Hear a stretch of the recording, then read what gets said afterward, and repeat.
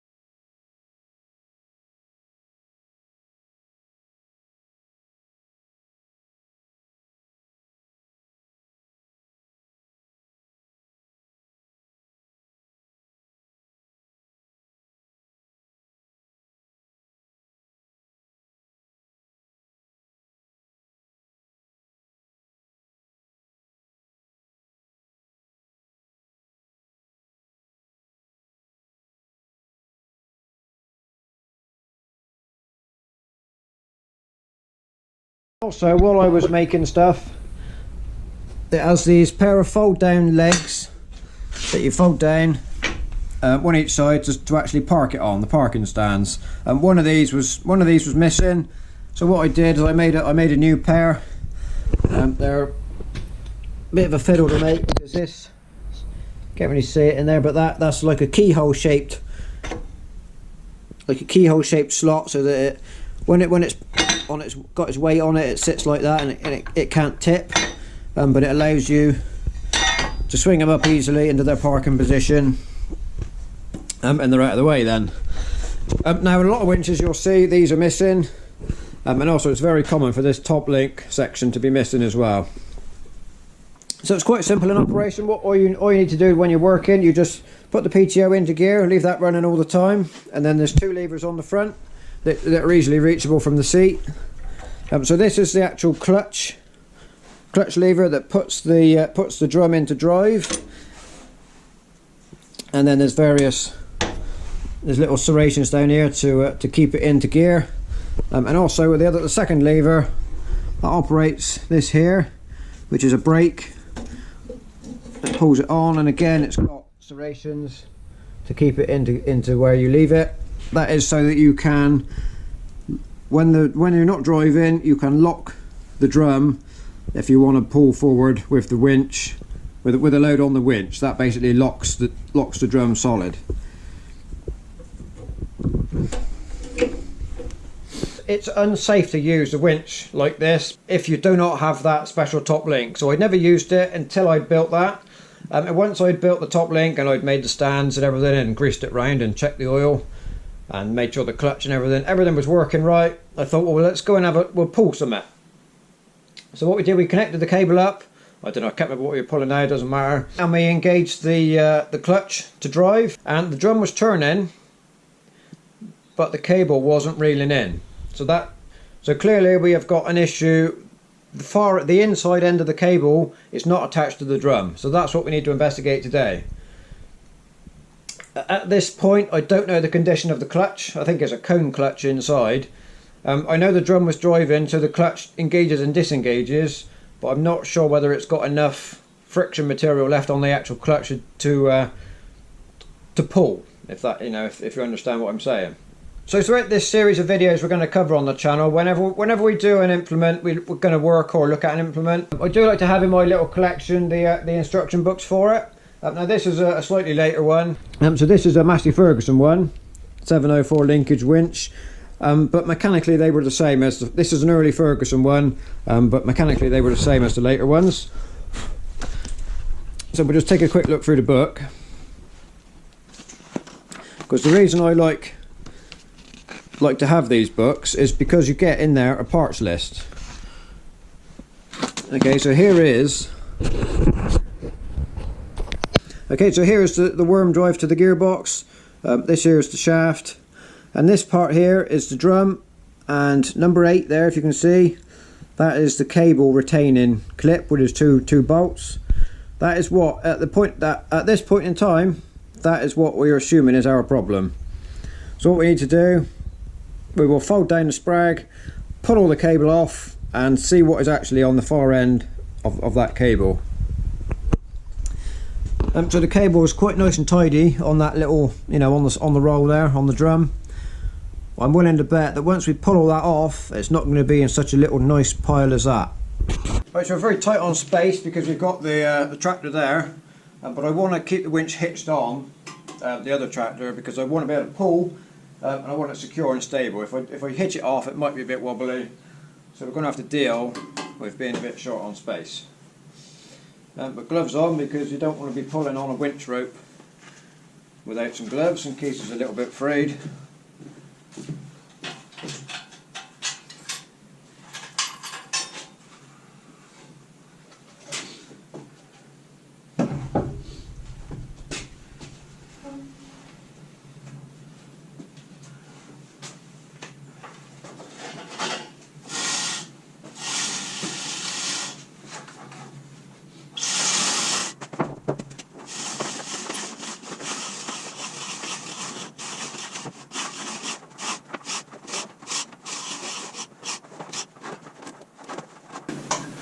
So I've got this far, now the drum's not turning, the wire is turning inside the drum, or on the outside of the drum.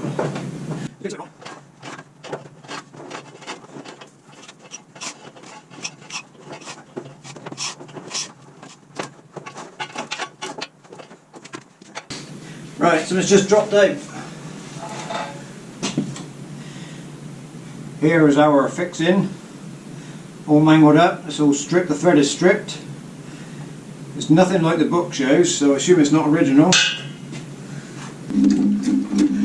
So this looks like it's just tied around, tied back on itself, not actually fixed to the drum.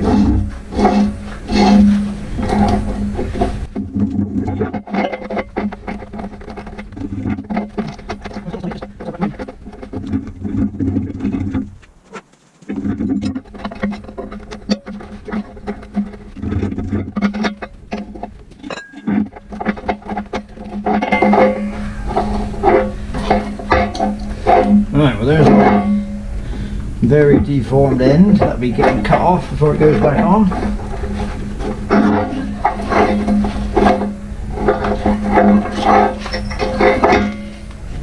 Right. Okay, so right, you can see what we're looking at now. So here's where the end of the rope anchors. You can see the right hand hole is clear, but I suspect he's stripped. The left hand bolt is broken off in the drum. Right, so I've cleaned all the oil off, and we can actually see a little bit better what we're looking at now.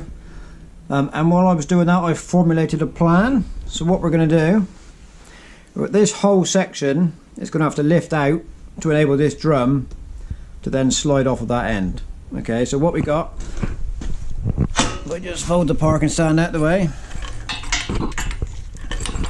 So on each end of the shaft is these plates. So we'll have to pull both the ends off, and that should then allow the whole lot to come out once we've disconnected the linkage and the PTO shaft.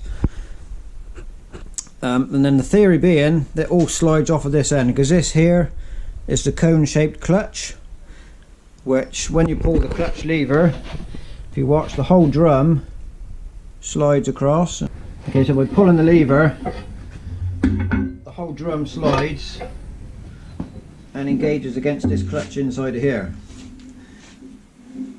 So the theory being, it should all dismantle from this end, leaving the gearbox untouched once it's removed from the machine. Right, so on closer inspection, once the camera was turned off, the theory might have changed again. So I've had a little play around with a hammer and punch on the end of this broken bolt, and he's not that tight in there. It does move very slightly by punching it, trying to turn it with a punch. It doesn't screw like I would like it to, like we have. In the past we've had success of taking broken bolts out, just punching them around. I don't think that's going to work in this case. But what we're going to do, we're going to have a go at drilling it and seeing if that's any good. So first of all, we'll try getting as close to the centre as we can and drilling.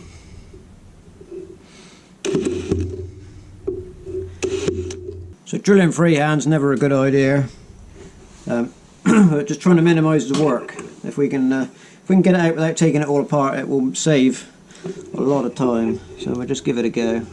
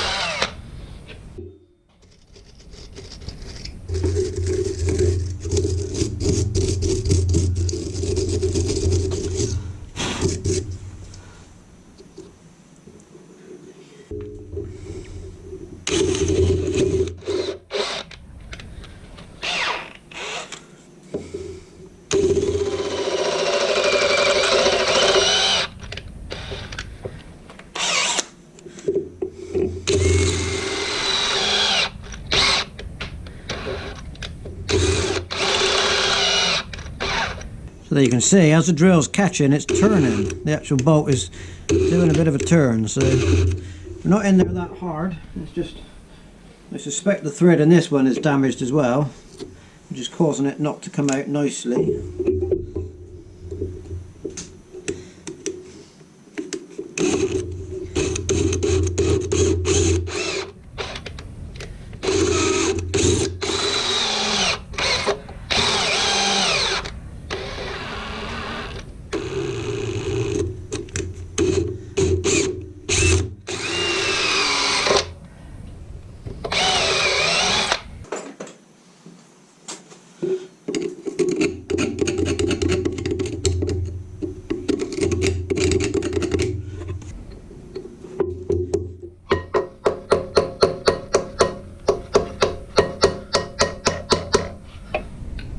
Which seems to be moving pretty easy, but I just can't get the clearance to hit it with a hammer. So we'll just stick a screwdriver in. He's going a little bit. He's got a bit tight there. There we go, look at this.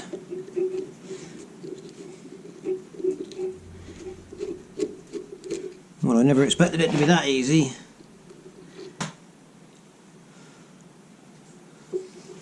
So just get that in the light. That thread looks okay on the stud. Right, so here's the little stud we just got out.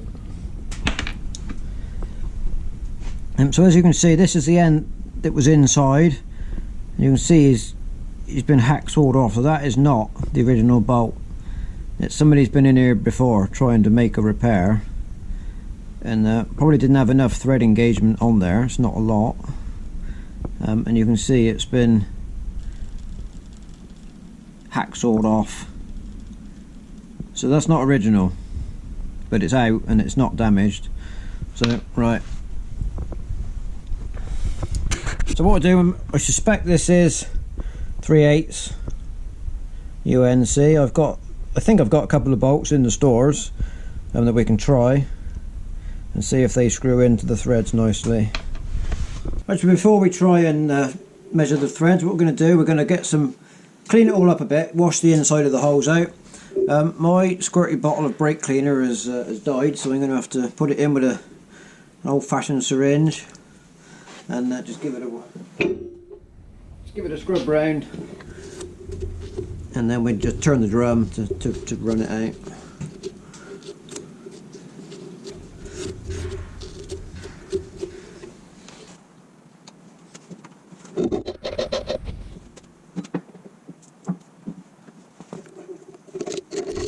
Is that how they're running through? Just do it.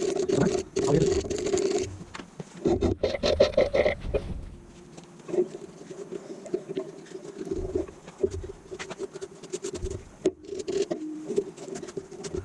Alright, so I've been to the stores. This is the only 3/8 UNC bolt that I got.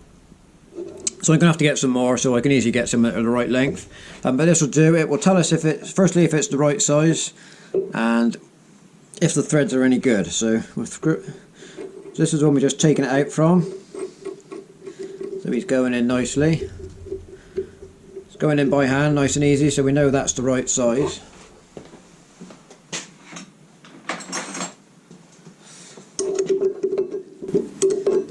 Screw right to the bottom just to make sure we're good and that he will tighten properly.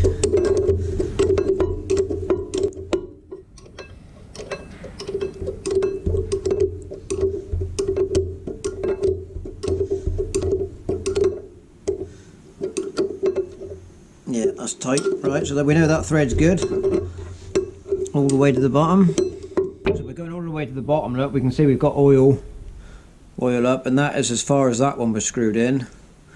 So you can see we can put twice as much thread in as what we had on that one. Alright, so now we'll try so this is the hole that the strip bolt was pulled out from. So we'll screw that in. It doesn't go in so nicely.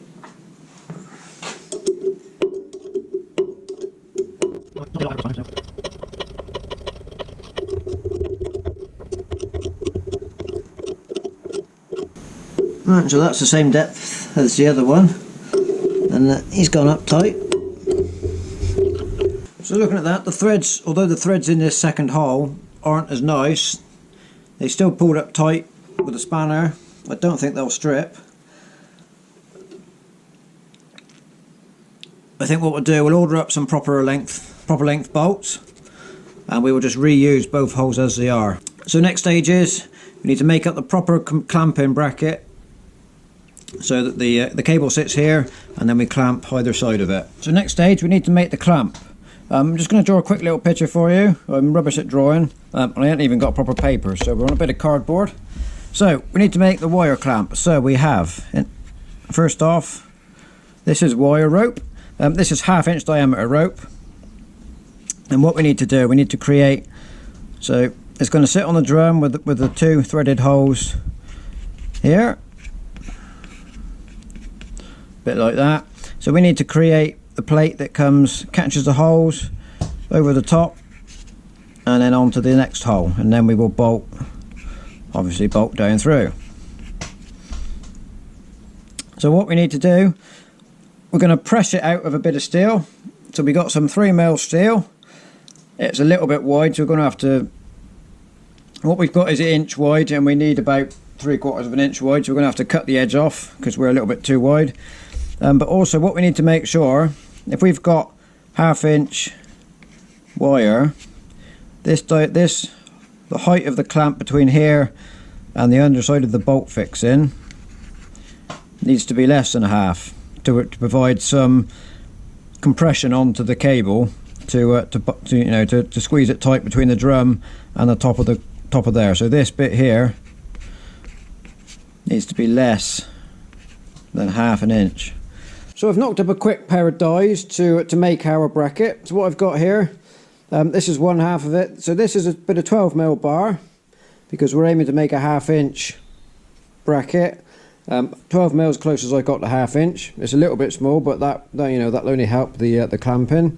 So what I've done is I've flattened one edge off to 10mm so that to give us our clamping force, and the other half of the dies here, and these are 10mm bits of bar. So again, so the theory being they'll sit in the vise. We will put our bar in here, wind it up, and then we will get our nice shape. I did do a quick trial run on the offcut. I've had to, like I said earlier, I've had to cut the bit of bar down because it was too wide. But this is a little sliver I cut off, and we did a quick trial run. It's proven the point. But what you notice there, it's lopsided. It's not even. So what I've learnt by doing this, I need to be much more careful about how I line things up to get it more central. And also, since doing this test piece, I've welded these 2 lugs on the top, so they will sit in the vise on their own. So it's freed up some hands. It was just too much to hold the bit of bar, hold these level, and do the vise up all at once. So by adding these on, it's going to save. They don't sit. As long as they'll sit there, it should work out. So we'll line them up somewhere close, and then our bar will sit across, and we will wind them up. Right, so here goes. So what we'll do, we did make it a little bit too long. I should have kept these 2 edge ones closer in. We're going to have a little bit of waste on our bar. But what we'll do is we'll line them up somewhere close. So that's freed up both hands now. Both hands are freed up, so I can adjust. I've got to line this one dead central to these 2. And we can just give a gentle tap one way or the other. So it's just light vice pressure. So we'll just line it up by eye, it's close enough. And then we'll go for the big squeeze, see if it actually does work.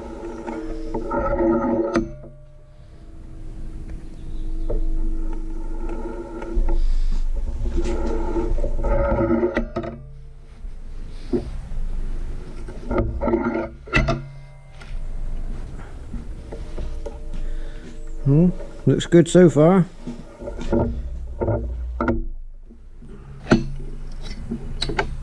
Okay, so here is our bracket. You can see there's a little bit of a curve over the whole length of it, but we can straighten that out. I think that's fairly central. Yeah, I'm pleased with that. That worked out well. It's straight that way. And that little bow, we can take that bow out easily enough. So what we'll do next, I think we'll put the holes in first, because we need to, the gap we got to fit in is quite tight. This is one end's got to be rounded off, and one end is square cut. So what we'll do, we'll put the hole spacing in right now, and then we will trim the edges off afterwards. But I'm pleased with the way that's come out. That worked according to plan for a change. Right, so I've trimmed our bracket somewhere close to size. He's still over long. The overall length will be on these. I've marked some lines here, not sure if they're showing up. But I've also marked up the 2 holes to drill. So we'll drill those out now. And and then we can shape the ends, trim it to length.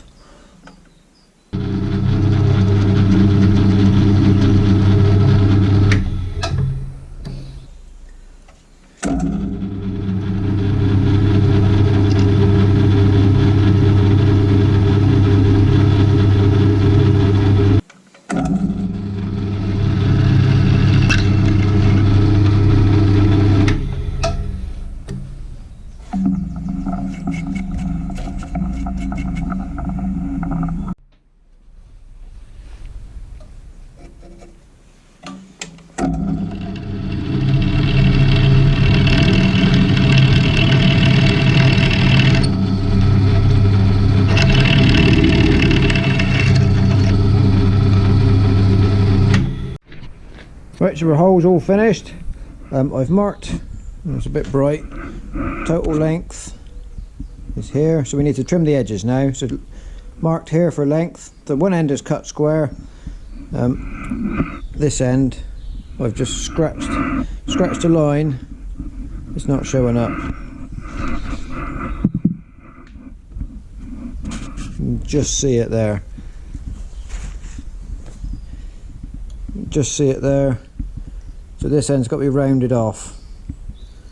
So we'll take the easy end off first, and I'm probably going to have to cut that freehand close, and then we'll file it to shape, I reckon, is our best option.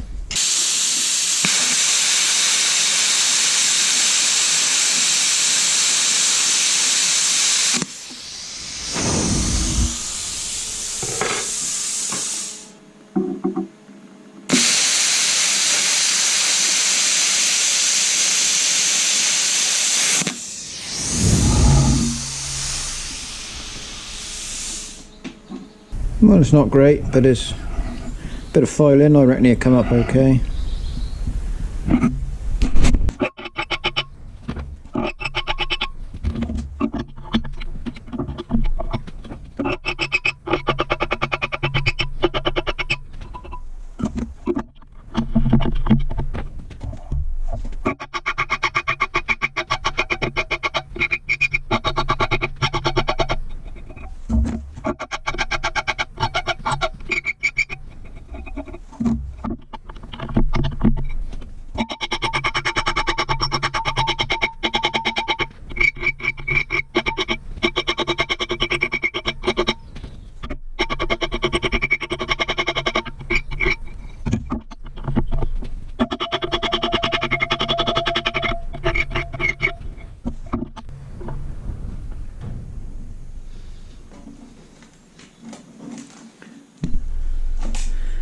Right, so I think we'll call that finished. It's acceptable for a part that's never going to be seen again. So let's just go and give it a trial fit. Quite pleased with the way that's turned out. Now I've dropped it, never be seen again. Right, so here goes for trial fit. It's looking good so far.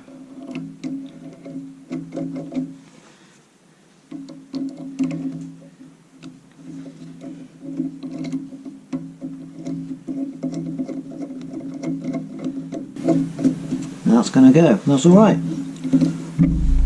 I like that.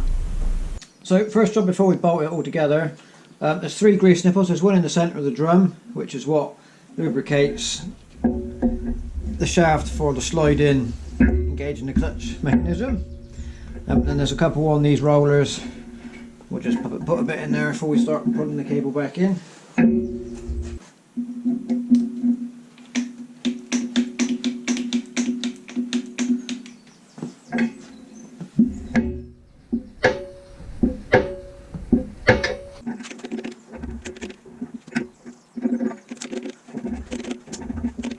Right, so to prepare for reinstalling the cable, we're going to cut this off. It's all manky and splayed out, and also this part here has gone flattened, so it won't clamp properly. So we'll cut back to here where it's decent rounded material.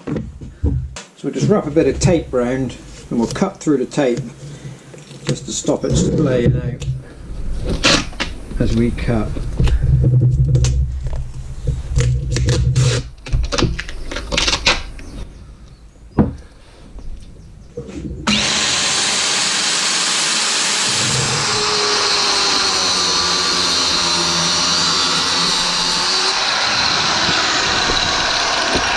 So that's a good rounded section of cable, so we'll clamp that in.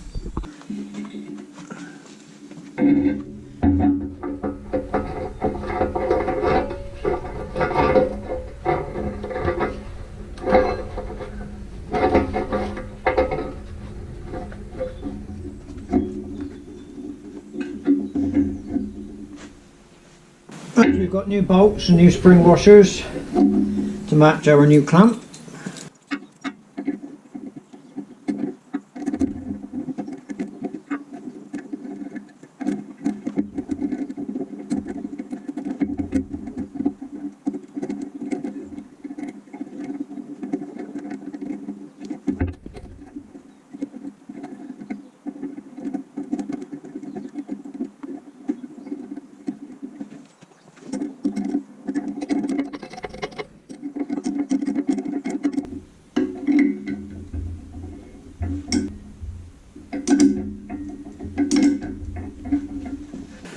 Right, that's got that pulled up tight.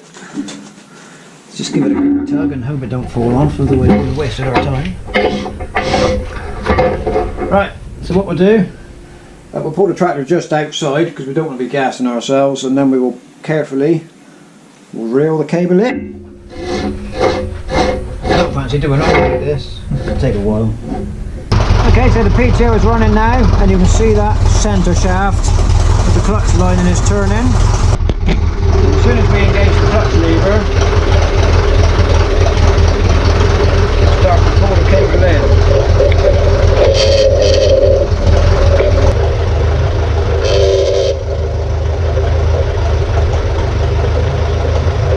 Right, so that's a winch rope loosely on. It's no good to try and pull anything like that. So what we'll do now, we'll go out in the yard and we'll pull it all off again. We will fix the hook to something that is anchored, and then we will pull the tractor back in, reeling the cable in as we go, and that will then put enough tension on the cable so when we want to actually pull something, it will be tight. Because if we tried to pull now where it's so slack, all it would do is pull, the drum would turn inside and twist the rope up while it took up its tension. So if we put some tension on it before we start, that will be better off. And then the final job, we're going to come back, we're going to sort this mess out. That's just, it's not safe for a start. And we're also going to, I've got a new hook coming, one with a proper safety latch thingy, just to be, I'm not, this hook, I don't know, it might be original, I'm not sure, but we're going to put a safety hook on it for now, just to make things a little bit safer and easier to use. Right, so we're hooked on now. That should be fairly well anchored, I don't think he's going to move.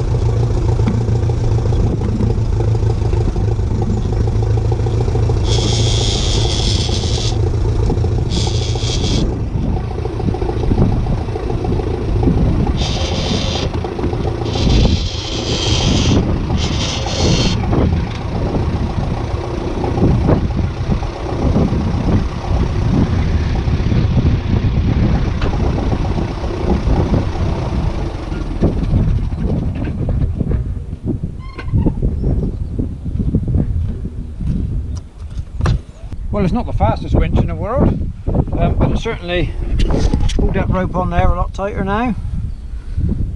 So yeah, that's good. Right, next job, get this mess sorted out. Right, so we've got our new hook, and we've got our, I think these are called a thimble, so that sits in there, prevents the rope from pulling, you know, gives a nice smooth flow to the rope. And we've got two clamps, and we will take this clamp off of here because we want to use three. So the first job we're going to do, we're going to get the grinder, we're going to cut this off, do away with all this manky girt knot, and this hook will no longer you know, be used.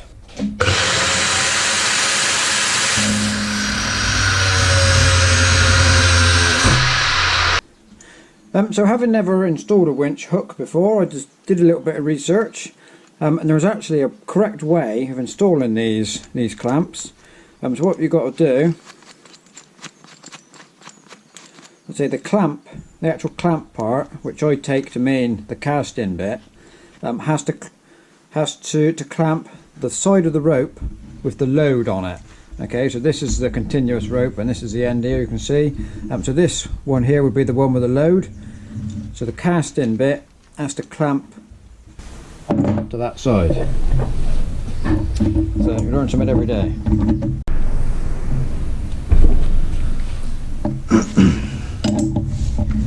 So after quite a fight, we're starting to get somewhere. This 1/2 inch rope is not the most flexible stuff. Right, so here's our 3 clamps on, all done up tight. I would have liked for that to be a little bit tighter in there, but I can't see a way of squeezing this one up any tighter. It's just a bit too thick. So this is our new hook. Got the nice safety clip on it, which is what I wanted. As you can see, it's forged, which is a bit of a disappointment. I was hoping for a genuine one, but that just sits into here. So put that through there, pin through the hole,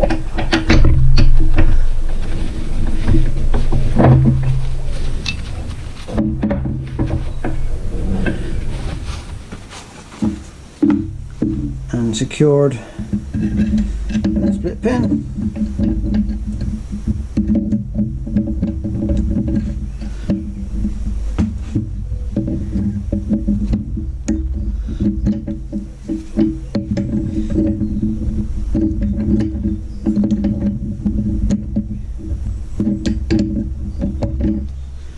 There we go. We've now got a fully renewed end, all done up tight, nice and safe, ready to reel it back on to the cable drum now, and that will be us finished. Right, so here's our new hook all mounted up onto the back of the winch. So I think we will now call this job complete, ready for go and face a test. So we will find something to go and winch in an upcoming video, and we will see how it actually performs. So thanks very much for watching, and we'll see you next time.